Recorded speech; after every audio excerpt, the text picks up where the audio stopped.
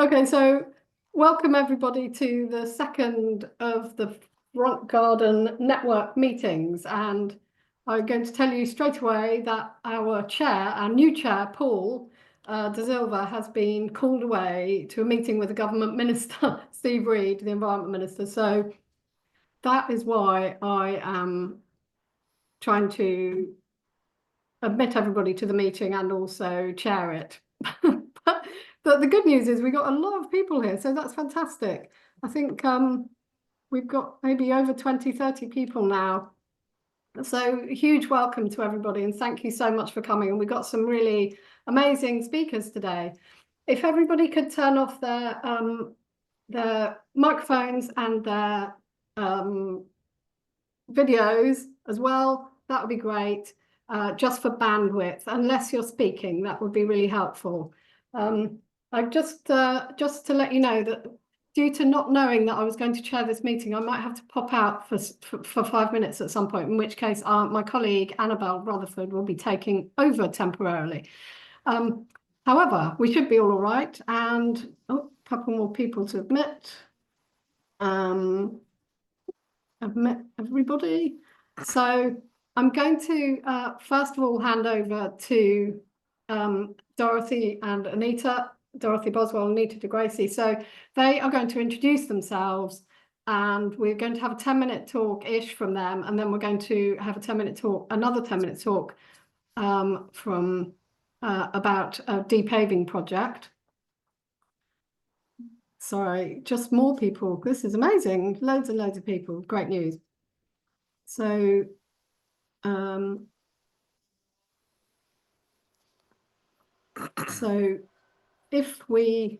so for the last few people who've just arrived, we're just going to get started with our first presentation.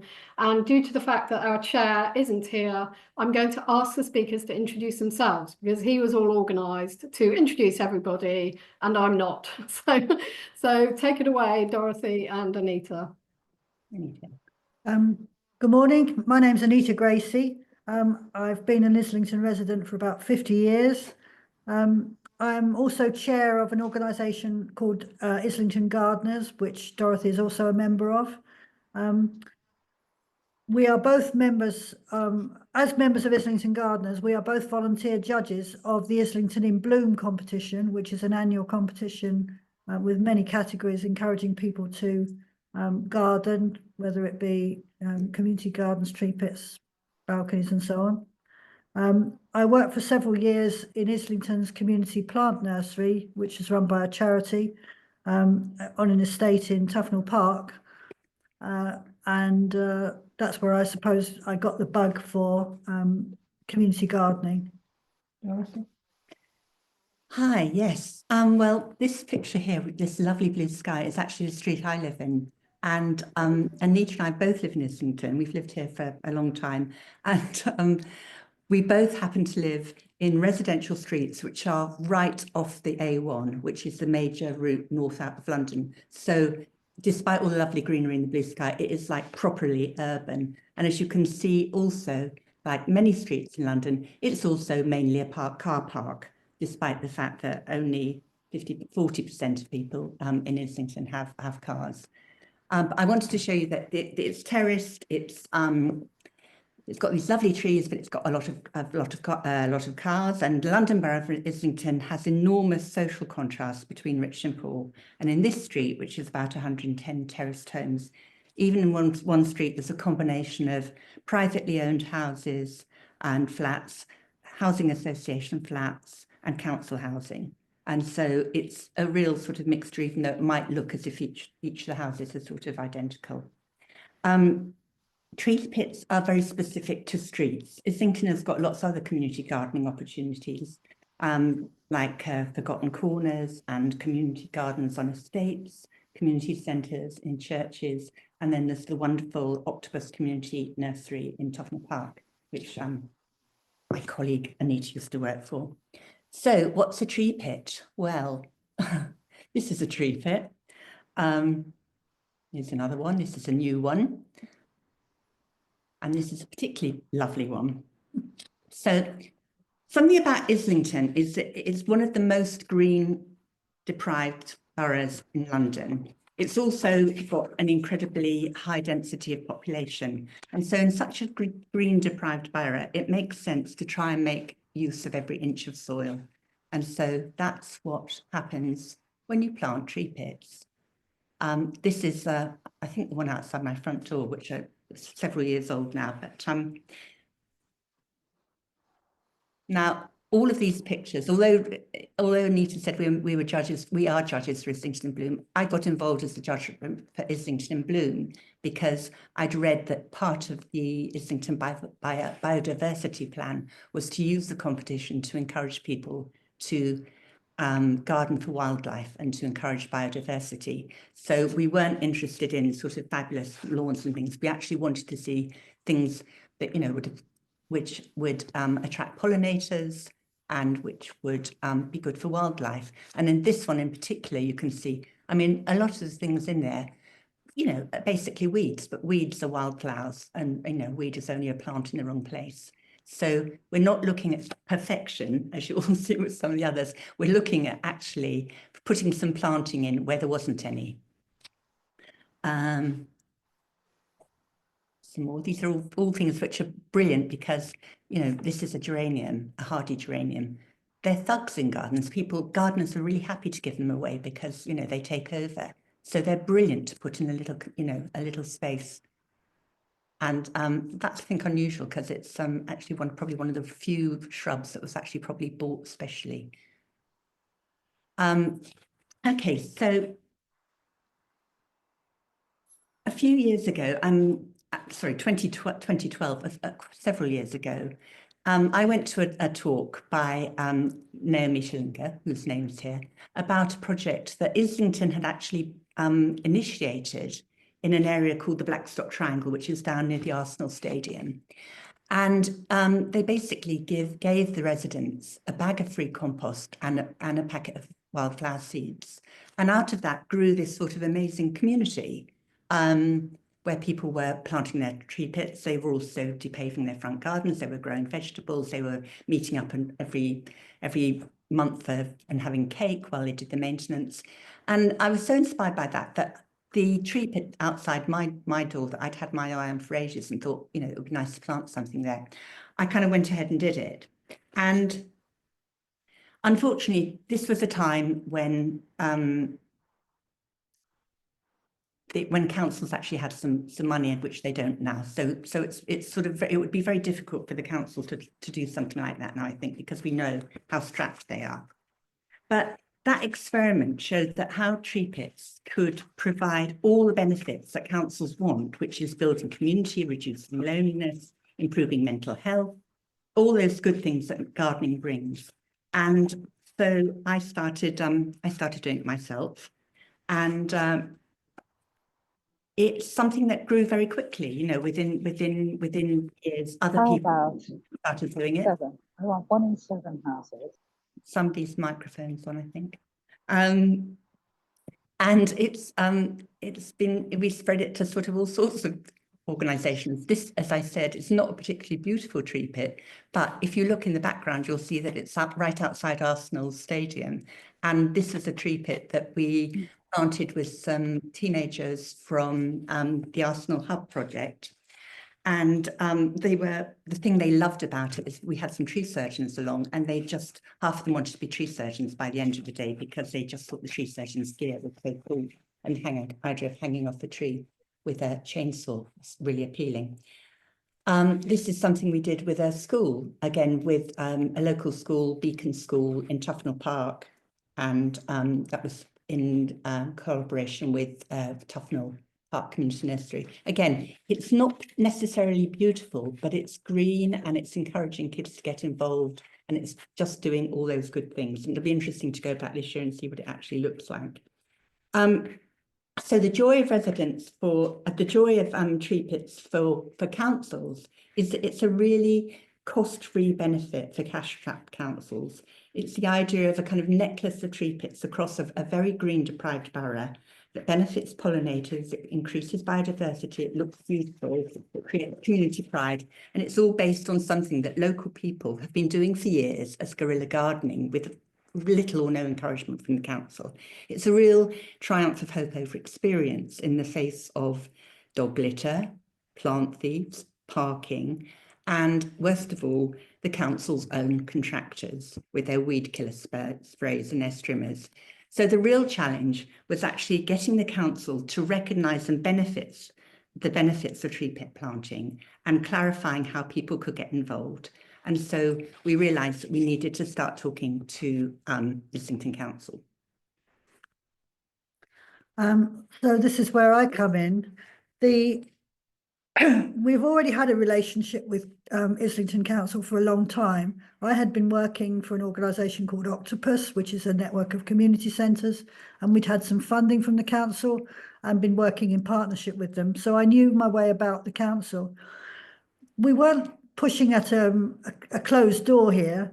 The council, as Dorothy has said, had facilitated a project some years ago about tree pits, but with the lack of funding and frankly other priorities, it had all lapsed.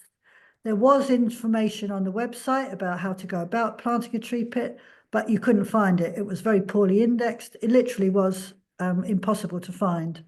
And as Dorothy has said, there were things getting in the way, like contractors ruining efforts that people have made. So we had to unpick all that. And we approached the head of parks, who I knew very well, and asked for his help. And he convened on our behalf a meeting of all the interested parties. And that included the Parks Department. He chaired this meeting for us. So he was head of parks at that time. But he brought together the tree department, environmental, and that's environmental as in street cleaning and health and safety and things like that on the streets. Highways, who look at pavements and curbs and all that kind of stuff. The people who manage the biodiversity plan for the council, there is one. And communications, the borough's communications team. So all those people were met in a room, and it was quite evident that they'd never sat in a room together and talked through a problem before. So that was a novelty in itself. And our aim from that was to get, first of all, a common level of understanding of what this was all about, why we wanted to do it, what the challenges were, and how we would overcome those challenges. But above all, get proper communication out to the public and permission for the public to actually do this, because one of the big problems we found was people believe that the council will stop them, and they won't. If you follow the rules, and the rules are not particularly arduous, you will be able to do it. So we're moving on. One of the things we found out was that there is actually a database of tree pits. If you do this, you're supposed to register the fact that you've planted the tree pit, and then the street cleaners and the contractors will not trim it or damage it. This database had gone into oblivion, frankly, so we sort of blew the dust off that and had that brought to the surface again, and that's now evident and used. One of the issues we have is to edge or not to edge. This tree pit, as you can see, has got some edging that someone's imaginatively put together with slices of wood, I think it is wood, yes, and a few bricks. As you go through the borough, you'll see tree pits with all sorts of things. This is one of the less attractive ones. It's serving a purpose, but it doesn't add to the beauty of the thing. This is an expensively bought-in set of edging, quite neat and tidy. And there are lots of things, but the guidance at the moment says no edging. Despite the fact that there is all this, and the earlier project that the council sponsored, they actually recommended an edge. So it's all still a bit confused in that department. But the issues that have to be resolved here is one of public safety. Edges are potentially a trip hazard. They potentially damage cars when they open the door onto them. And all these things can cost the council a great deal of money. So we're still trying to resolve a way forward on that. Personally, I think a low edge is important, otherwise the soil all washes away, but we have to sort that out. The other thing to denote that a tree pit is being planted is that we tie a red ribbon round it. This again has caused more confusion than help because people wonder what it's for. It's not particularly public as to what it's for. And so people think, has someone died? Has someone returned from a war? You know, you remember the yellow ribbons that we used at one time. So there's all sorts of questions. However, the street cleaners do know that a red ribbon means that a tree is being looked after. So we're trying to sort that out, but other people just cut them off. So that's another challenge that we're trying to address. A major issue is that many of the tree pits have been filled with various substances to level them out, which seemed a good idea at the time, but trees grow and this stuff doesn't. So this is a thing called bonded gravel. It looks like toffee crunch with peanuts in it. But as the tree grows and the roots develop, it all crumbles and it's a worse trip hazard than we had before. Next one. And we've just got pretty trees after that. There are other schemes around the country, and particularly in London. The Dutch have a slab scheme where you can apply to have a paving slab lifted specially for you to create a garden in. Westminster Council have guidelines to do tree pits, so they're working in the same way. There is now a very good set of guidelines on the Islington website, which actually can be reached by, if you put tree pit gardens into the website, you will get straight to the guidelines. So we've made a lot of progress. This is again a reminder of the beauty that can be created if you do it and you do it properly. This is all completely volunteer-led. We're pushing Islington to do more. We're requesting a follow-up meeting to the one we had because as I've already explained, there are still issues that are open. But it has become a major category in Islington in Bloom. Dorothy and I are pushing it very hard in everywhere we can, and I'm very pleased that we have a big audience here because hopefully some of those people will be Islington residents. So we're getting a lot of support from the tree department and other parts of the council, but we are constantly beset by their other priorities. We want this other meeting and we want to move forward, perhaps with a biodiversity study to demonstrate that this is good for the biodiversity as well as the beauty. But I'll leave you with this lovely picture and say that whilst we haven't been talking about front gardens, this is very much a precursor to de-paving, to opening up front gardens, and generally improving the amount of green space on the public highway. Thank you. Amazing. Thank you so much, both of you. And thank you. You've stopped the share so that our next speaker can start to share. Just while you're doing that, Anna and Alex, I'm going to just say a couple of things. So I can't actually remember if I introduced myself, but I'm Alice Roberts. I'm from CPRE London. For those who weren't here at the beginning, I'm chairing the meeting because our new chair, Paul de Zylva, has been called away urgently to meet with Steve Reed, the Government Minister for Environment. So it's really good news that that he's our new chair, but he's not here today, sadly. He's very sad not to be here. I just wanted to say, if you have questions for the previous speakers, could you start to put them in the chat? And we're going to wait till after these speakers to ask those questions. Can we have mics and videos off if you haven't done so already? That would be amazing. And I just wanted to say a quick note about public realm planting and why we're talking about front gardens and tree pits. And obviously, it's this aspect of gardening, which is about making places nicer, more beautiful for the public realm. So it's places which are not back gardens where people can actually see. Sorry, I didn't know I was going to be chairing this meeting, so there's a lot going on in my house at the moment, and I might have to disappear for 5 minutes at some point. So, without further ado, I'm going to move on to the next speakers who are going to introduce themselves. Anna, Alex, over to you. Thanks, Alice. And that was a great first presentation. Thanks you for that beautiful work.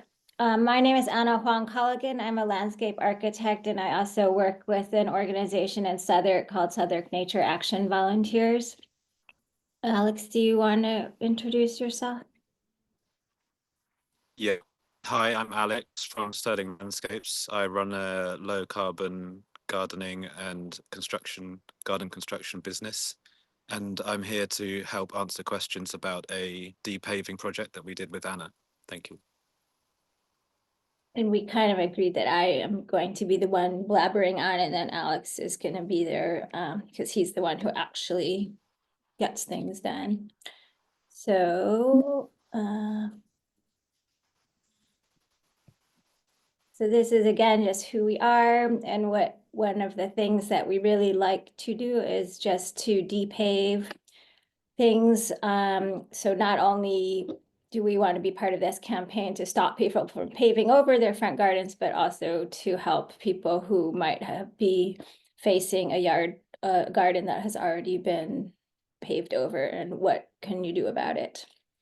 And I think probably if you're joining this meeting, you already know all the benefits of de-paving, but it's good to run through it over and over again so that when you find yourself talking to someone who might not know all the benefits, you just have them on the tip of your tongue ready to explain why it's important to de-pave.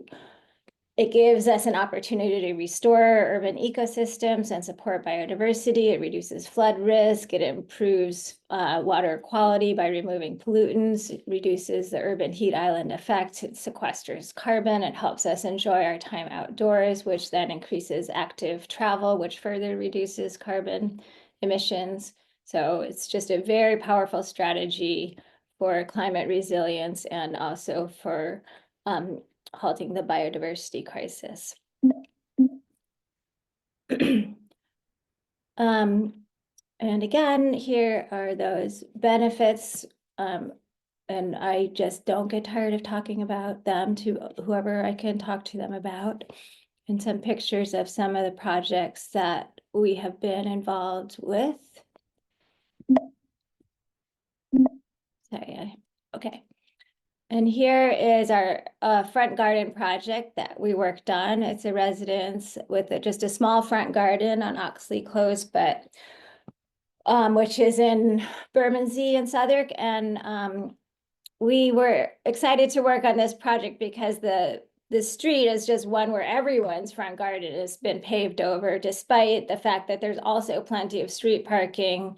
Everyone has just been parking their car in the front garden. But after we did the octopus garden, which I'll get to in a little bit, this homeowner approached us and said that she was just tired of looking at her minivan and bare tarmac, and she had set aside some money and wanted to de-pave it the way we had de-paved this other piece of the neighborhood. So and then she needed also storage for her family's bicycles. So we came out with a design, and Alex got to work with his low carbon crew, and the result was pretty successful. I'm just going to read a little. The homeowner was not able to join us. She's a teacher and they don't have very flexible schedules, but this is what she wanted us to share with you. She says, the garden looks so much better. That the inspiration was really the desire not to look out on concrete, and if we were going to have a garden, to make it as beneficial as possible for the environment. As busy people, it's wonderful that the garden is very low maintenance and many plants are drought resistant. So even watering isn't too arduous a task. I love looking out on a thriving display of color instead of depressing concrete. We've seen lots of bees and even birds from the window. So we've got, I think it's a spindle tree that we put in the corner there. And I just want to also highlight that green roofs, even mini green roofs, whatever you have the opportunity to do, can also perform many of the same functions as de-paving does by attenuating rainfall and providing opportunities for biodiversity. And this project, everything inclusive, VAT, my design fees, and all this beautiful carpentry work that Alex's team did, came out to about £400 per square meters. So I know a lot of times when people are applying for grants or looking at possible opportunities for de-paving, finding that number is really hard. And so I just from all the de-paving projects that I've been involved with over the past few years, I think this 400 maybe is a little bit on the high end of what it needs to be. This project had a lot of material and carpentry because it was a the small yard and they needed all the building to be done as part of it, but it really can range a lot from maybe from 250 to maybe average like 325, and then is obviously you can spend as much as you want to make it extremely high end and beautiful. And then some of your considerations when you're de-paving are when you de-pave along a foundation, you are introducing a possibly more damp condition than was there before. So we always like to introduce a French drain and some damp proofing at the foundation, and make sure you slope the subgrade away from your building. This is just the details for the bike storage shelters with the green roof. And then similar to Dorothy's presentation, the homeowners were really mostly interested in providing affordances for biodiversity rather than something super neat or geometric or trimmed or something. So we've got Viper's bugloss, we've got meadow vetchling and Silene Doetia. So it's all just kind of buzzing away now in May. And here's the project that is kind of nearby to that one. And we did this with Trees for Bermondsey, who the chair might be in our group here, Sarah. So if you have anything you want to add, Sarah, just jump in. The previous condition in the upper left here was really kind of a very dispirited place. Despite having 4 mature crabapple trees, it was not well used and it was just kind of a windblown, ignored space. And we had come in talking about maybe de-paving or doing some kind of garden, and what we ended up is just really maximizing the de-paving, and it became, rather than just de-paving a little square in the center, we were able to relocate the benches and really transform the space. So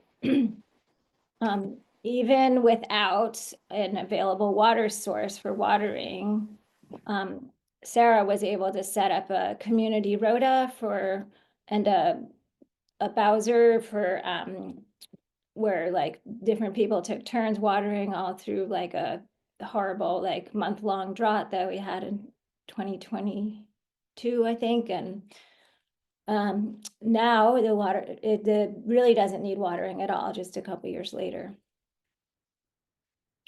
And then this is a project where we were not able to do maximum de-paving. This is a small park also in Bermondsey that we did with Sarah and Trees for Bermondsey. And this park is where there's a huge traffic flow through of people coming from the tube to go to Millwall football games. So there's really, it's important to provide for that foot traffic, but we were able to de-pave just the tree pits, which were, part of the historic design as circles. And then we were able to make a big impact just by de-paving those circles and then replanting. And what I wanted to highlight through this project, which is, not a front garden, but in your front garden projects, which you may be considering, increasing the flood friction coefficient through just a more higher, denser, more complex planting is actually can be just as effective of an increase as going from a paved surface to a lawn surface. Going from the lawn surface to the meadow or highly planted surface is actually extremely much more effective than in terms of attenuating runoff and filtering pollutants. And here's just some more pretty plant pictures of how we're able to go from a less loved place to a more loved place, and that's mostly due to Alex's fantastic team. And then I just wanted to talk briefly about the work that we do with the local council, which is Southwark. We were able to, I was actually co-opted to the Southwark's Environment Scrutiny Commission for the past couple years. And one of the things that we contributed to that was a report on de-paving, which is available on our website. And these are just some of the encouraging factoids that we tried to share with the council in order to get them thinking more about de-paving, just get them thinking of de-paving as a high priority and make it seem more possible and less intimidating, because I think a lot of times people just think, oh, it's going to be high maintenance, it's too expensive, it's going to limit accessibility, but it's all very doable. It just takes a little bit of strategizing. And especially Southwark is doing a big push for pedestrianization, which involves a lot of street works. And what we had started to see were some of these pedestrianization projects being pushed through with no thought for biodiversity or flood risk reduction. So I think that we have made an impact in getting them to bring those considerations more into the pedestrianization. And the last thing I want to leave you with is just, if you have the opportunity to think about your de-paving in terms of the bigger picture and how you might be able to conceive of it as a stepping stone between sites of importance for nature conservation in your borough, and work with your neighbors, work with other residents to kind of possibly, green a line, green a path, green a corridor through the strategic areas where it's possible and where it connects between more biodiverse areas. And that just kind of, it's obviously more helpful for biodiversity than a lot of scattered, fragmented little things, but it's also just helps people feel good that they're being part of a bigger picture and part of a larger project is nice. And these are just some of the corridors that we have started to work on in Southwark. And then Walworth Green Links is something that was done by another group that is actually done already, and it's very inspiring if anyone wants to go visit it. And that's it.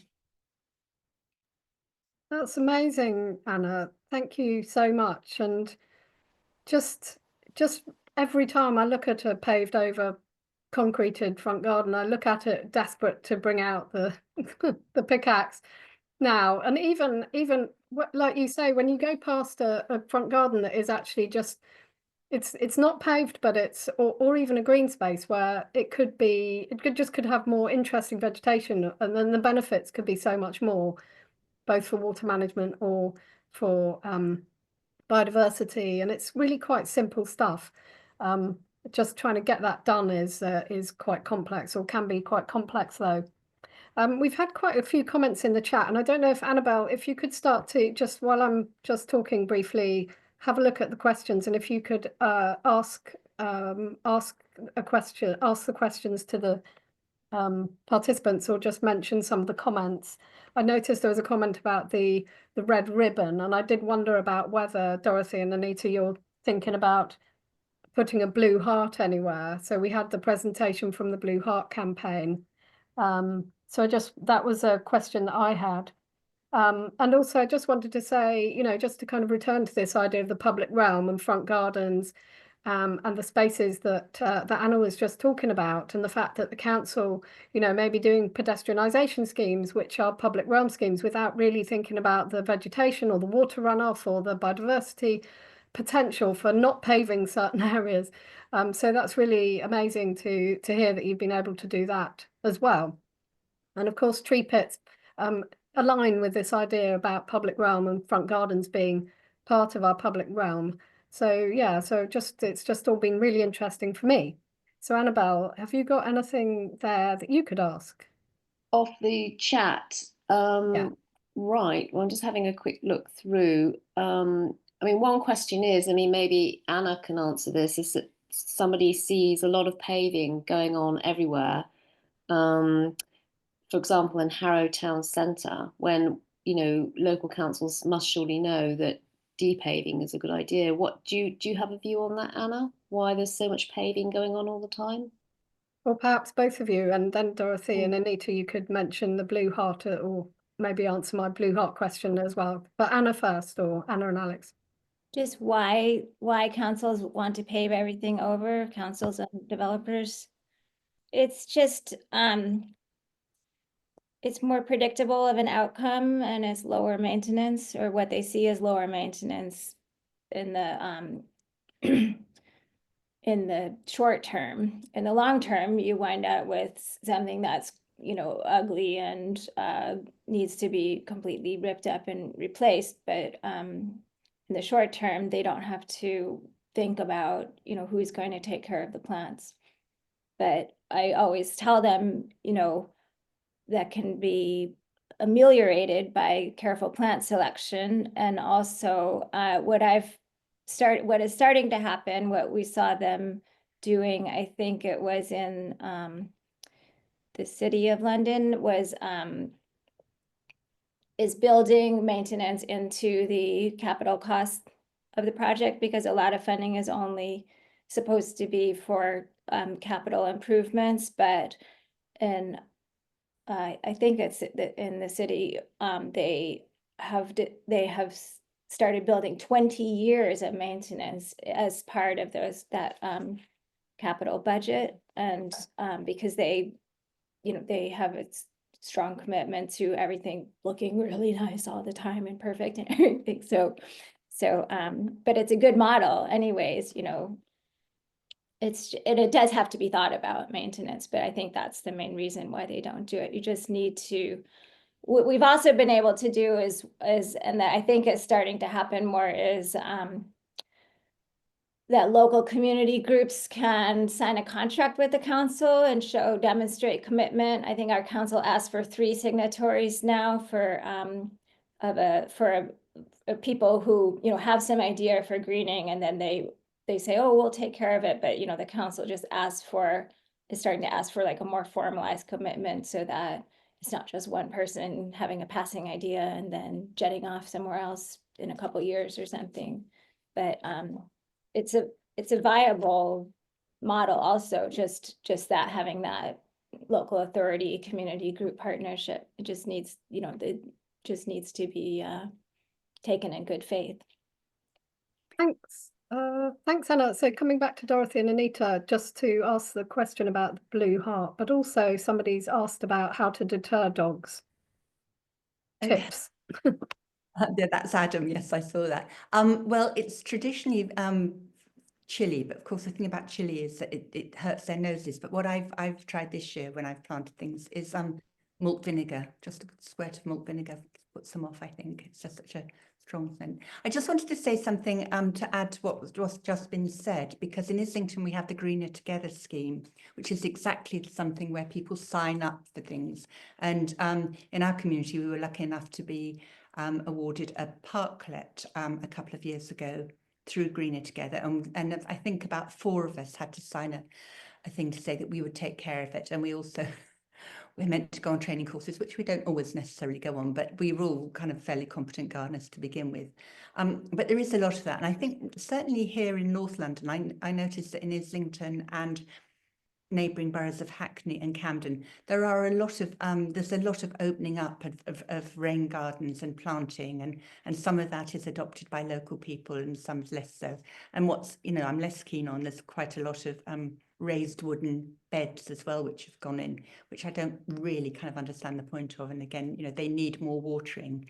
And also they are going to rot it sometimes, and sometimes the planting them isn't particularly interesting or useful for pollinators. In terms of blue hearts, I mean, for people who don't know what blue hearts are, Alice, do you want to kind of explain if people weren't at the last webinar? Or you can probably be better at it than me. No, I mean, it's something that I'd never heard of before that webinar. I think it was something that was based around the kind of the group in South London. We have our red ribbons, which wasn't our idea, I have to say. I don't like them at all. I don't think they look, you know, they for me, they remove some beauty from the tree rather than adding it to it. And when I talked to the street cleaner about it, you know, we were laughing about the fact that, you know, nobody really knows what they mean. So I think blue hearts are great, but whatever it is you have on your tree, and then Barbara's also asked this question, and I know Barbara and her tree is just, this is an ongoing issue. It's like, people have to know what it is and what it means. And so it's the publicity that's getting that message across. And it doesn't matter whether it's a red ribbon or a blue heart or a whatever. People have got to know that this means that people are interested in this area. They're taking care of this. They're doing something specific. And that's the thing that's difficult to get out. And we were talking about this to a tree surgeon actually a couple of days ago, who was thinking just, you know, the occasional sign on a lamppost saying, if you see a red ribbon, it means that somebody has planted that tree pit.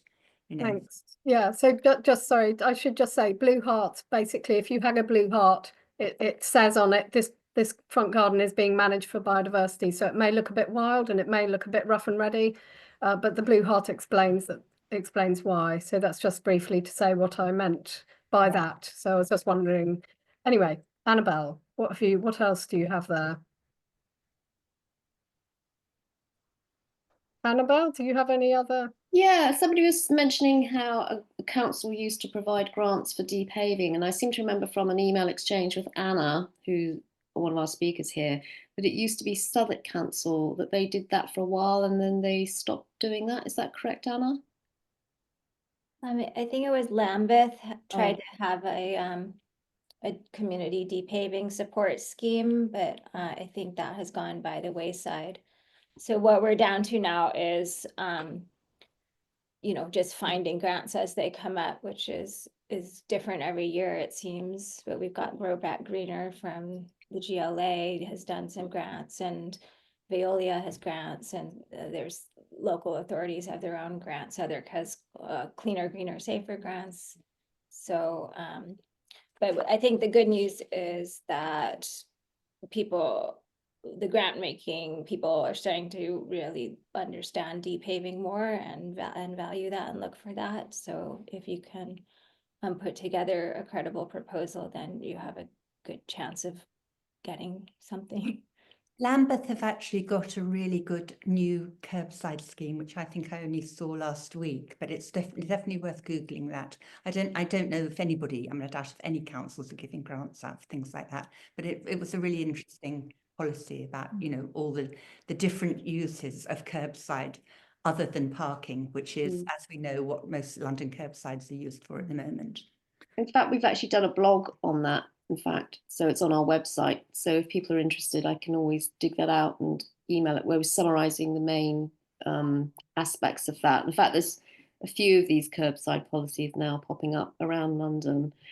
I think we're finding in Islington, I mean, we are pushing against an open door. We have an environmental councillor who's the lead on environment, who is very receptive to de-paving and suds gardens. Let's give her name, Rowena Champion. Yes, Rowena Champion. Yes, she's with a very apt name. So they are making funding available if there is, you know, if there is, for instance, a remodeling of a street, as you talked about, pedestrianising or widening a pavement or whatever, it is mandatory council policy to consider planting in it. And that Dorothy talked about the box planters and so on, but they are better than nothing. And they are appearing, for instance, on stub streets. They're planting a lot of stub streets, you know, T-shaped end of a road kind of streets. I mean, there's a couple of mini orchards been planted, for instance. So this stuff is happening. And if you've got some good ideas, then they will consider it. The money's not flush, obviously, but we are making definite progress in that regard. Thanks. You get a grant for doing your front garden. No, Could I just say, before we go on, could I just say that a couple of things. If you're not already, if you've come across this link, not by being messaged by us, but you would like to join the email list, then can you please put your email in the chat?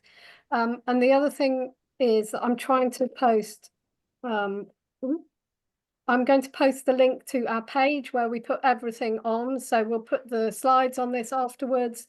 And there are lots of other resources and, for example, recordings of previous meetings. So while I do that, Annabelle, can you take over for a moment? There's somebody asking if there's been a study looking at potential drivers of, you know, because obviously people are using electric cars and wanting to charge them in their front gardens, driveways. And it's in the chat, and especially whether this has been a particular problem where houses are split into flats or HMOs. As far as I know, there hasn't been a study looking at the link between electric cars and charging and the conversion of front gardens into parking spaces. As far as I know, there hasn't been, but there is clearly sort of anecdotally a link. And the fact is, even without electric cars, people want to park their cars in their front gardens, regardless whether they've got an electric car or not. So I'll have a look for a study. I'll do a Google, and if I find one, I'll obviously let people know. I mean, Alice, you're not aware of a particular study, are you, between electric cars and front gardens? No, but we do know that EVs sorry, I was slightly concentrating on something else. But we know that EVs is quite a problem, don't we? Was that what you were explaining, Annabelle? Yeah, Yeah. I mean, I don't think we've got evidence on it at the moment, no. No. And there's somebody asking quite an involved question about the planning rules and applying for dropped curbs. Let me just see if I can find it. So I can talk about drop curbs really briefly. It's not a planning issue. It's currently planning, it's permitted development. You can convert your front garden without planning permission, but you do need to apply for a crossover. Occasionally, if you're in a conservation area, you will require planning permission, but mostly you can just apply for one. So that's why it's such a problem. The council does have to have a policy around crossovers, so that's the drop curb that they put in. You do have to pay for it to be put in. So councils can create policies which you know, make it more difficult or less difficult. So for instance, say if a front garden is too small, then they can say, no, you can't have a front garden parking there. Yes. And that kind of thing. So so we've done quite a lot of work to look at policies and to propose good policies for councils, and you can always look at your council's policy and write to them. The other thing we know is that there are huge numbers of illegal crossovers. That means that they never applied for permission, but they're just parking in their front garden anyway. Councils find that particularly difficult to enforce, and of course at the moment councils are finding pretty much everything difficult. So there are huge issues around front garden parking. We could have a whole meeting talking just about that. Yeah. So just thanks, people are putting their emails in the chat. That's good. We've still got 10 minutes. So if either Annabelle, if you have any more questions, or if anybody would like to put their hand up, then it's not completely banned, so please do. I'll see if I can keep an eye out. What else was I going to mention? Yeah, just keep putting your emails in the chat if you'd like to receive our messages. Broadly speaking, we're going to be doing 3 meetings a year. That's the plan, and these will be interspersed with a newsletter. So we'll try to gather information, anything that we think is interesting, and add that to a newsletter, which would be once every 3 months, 4 months, sorry, in between every meeting anyway. So Annabelle, have you got anything else there? Well, there's somebody saying that they've struggled to get buy-in, this is a comment, to Balham and Bloom, which is obviously, you know, quite a successful little flower competition, as everybody on this call will know. And the same. Oh, Annabelle's artists in phrase. London. It's always the same type of person. Can I just, Oh, can I just make a suggestion that what we've started doing in Islington in Bloom in the last couple of years, we found that there are lots of gardeners who are brilliant gardeners. They're all way too modest and all say, oh, I couldn't possibly enter. And so what we do is we encourage people to nominate gardens they like, or tree pits they like, or balconies they like. So, you know, if you're walking past and something spurts joy in your heart because it's so beautiful, then, you know, don't wait for them to enter, then you can just enter it yourself. Makes giving the prizes out a complete nightmare because we can't always contact them, but it's really lovely, and, you know, people suddenly get an unexpected certificate and a bag of compost. So I think don't wait for people to participate. Actually, just, you know, say you've won a prize.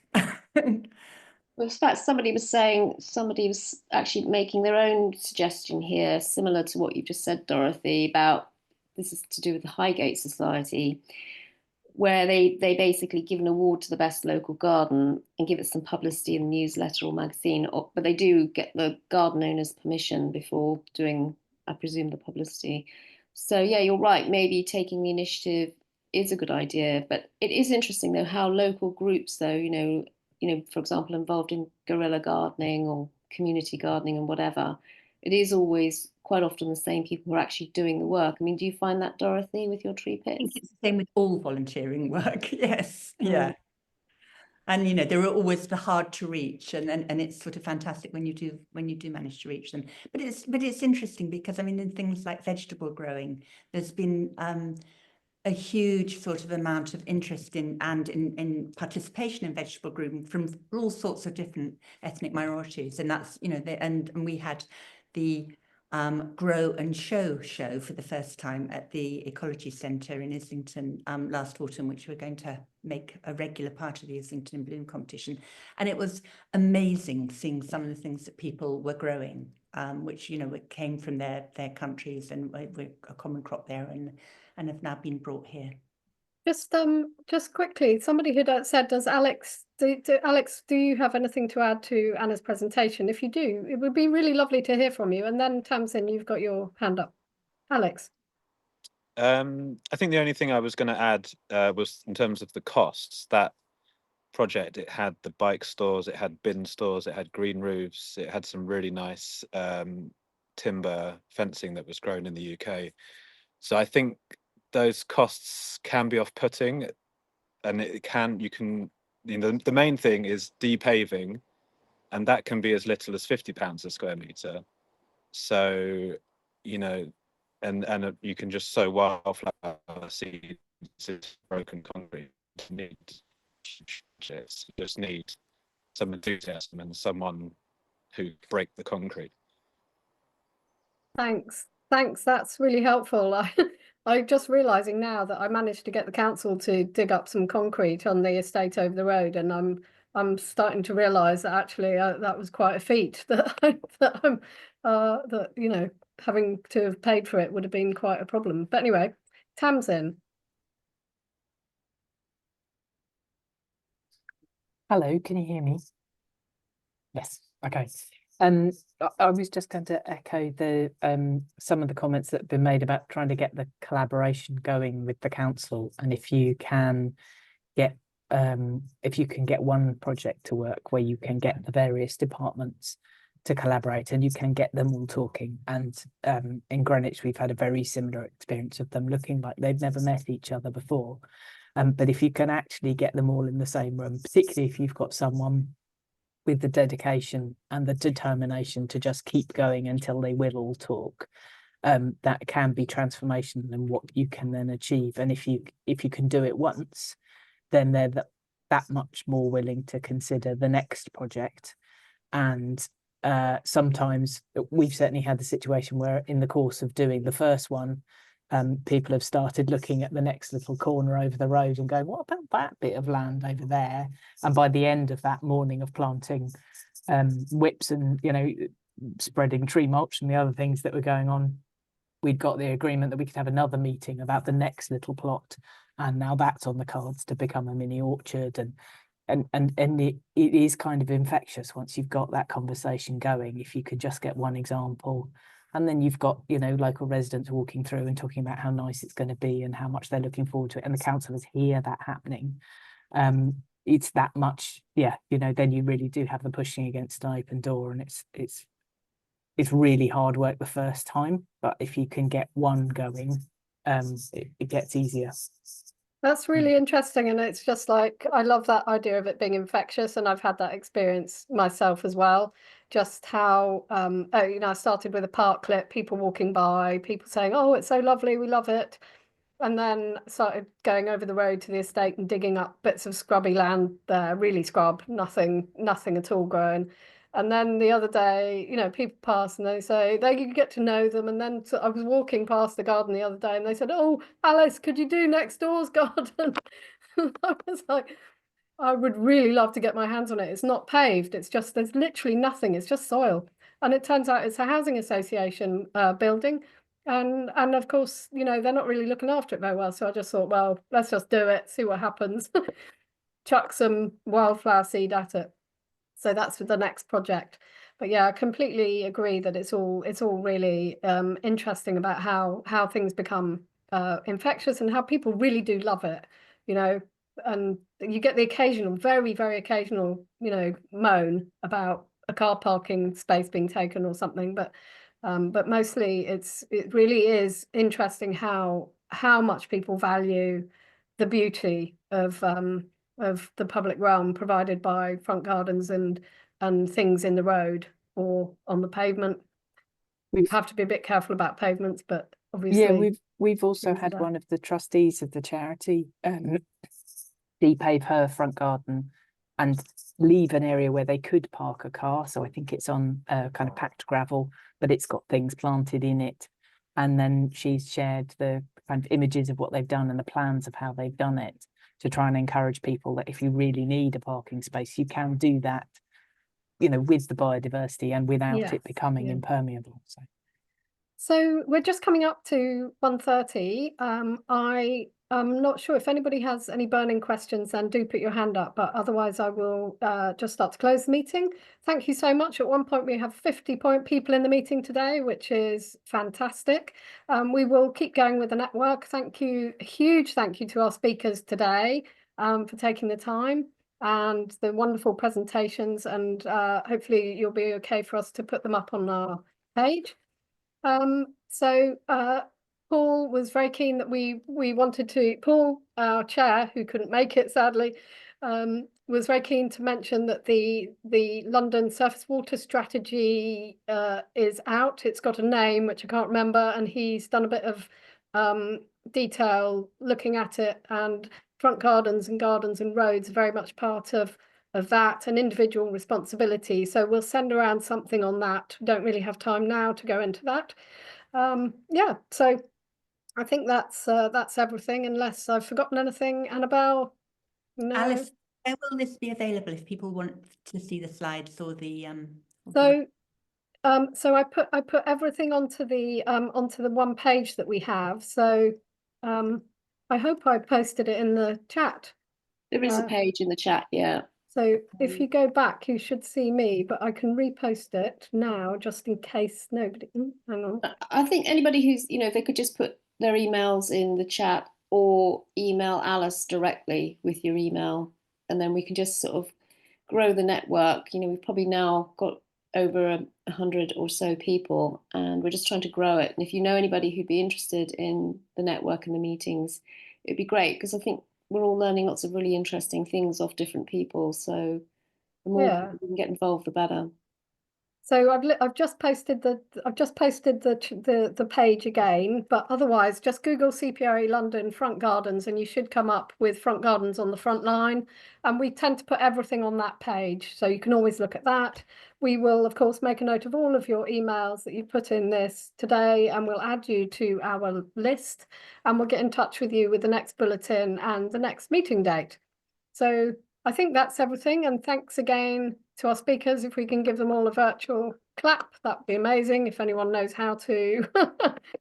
Thank you so much. And yeah, we're looking forward to the next one. So bye from us. Thank you. Bye, see you. Bye, thank you.